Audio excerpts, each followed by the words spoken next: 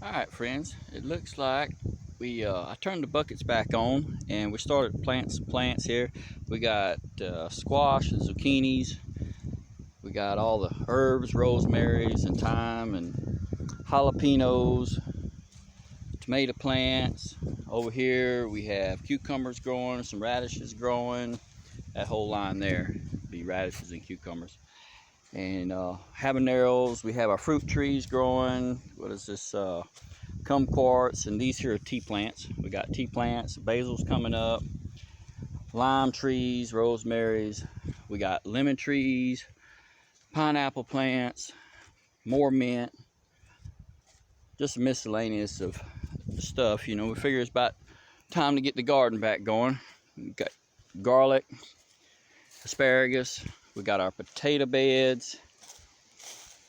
This potato bed's doing real well, red potatoes. This potato bed, and like I said, we planted a few more on this bed. They just now coming up. That's the white potatoes.